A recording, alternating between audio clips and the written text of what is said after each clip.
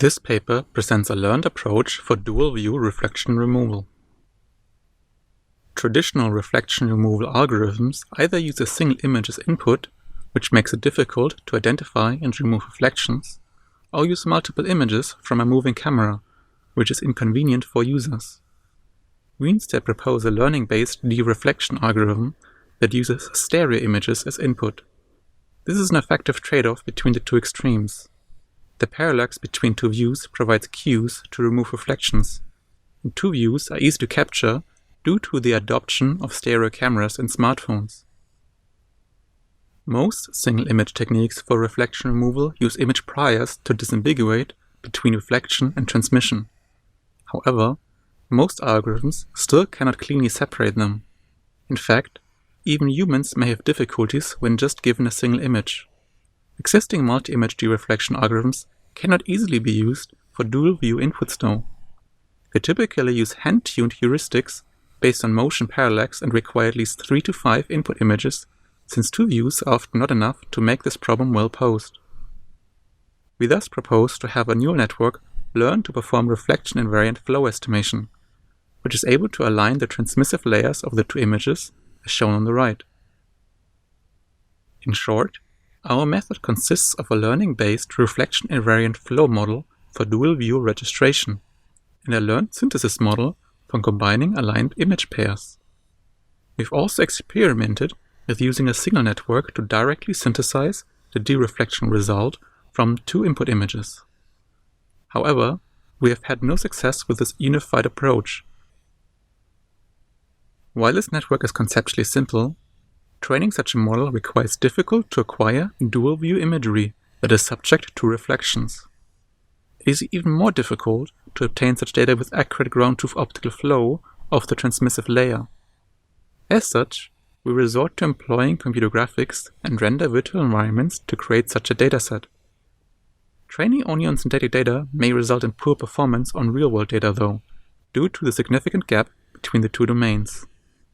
To address this, we augment our synthetic data with additional training data that has been generated using real-world images through simple homography transforms.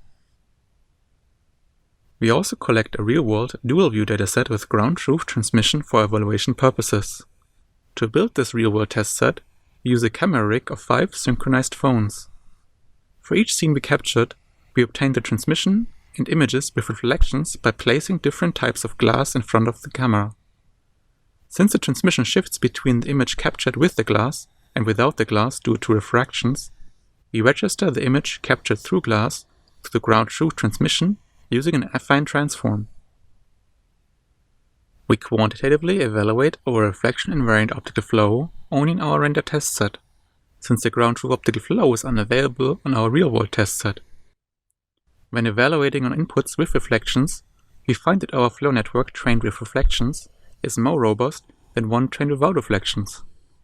Optical flow estimation on layered compound images has previously been studied in the form of robust flow, which is based on classic energy minimization.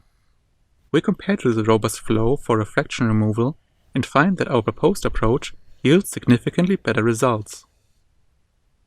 We perform the quantitative evaluation of our full pipeline on both our render test set and our real-world test set. Our proposed dual-view approach outperforms all baselines on all metrics, demonstrating the effectiveness of our method. However, using the input image itself as a baseline already shows surprisingly good results, especially on the real-world test dataset. This raises the question of whether or not traditional quality metrics are suitable for evaluating reflection removal.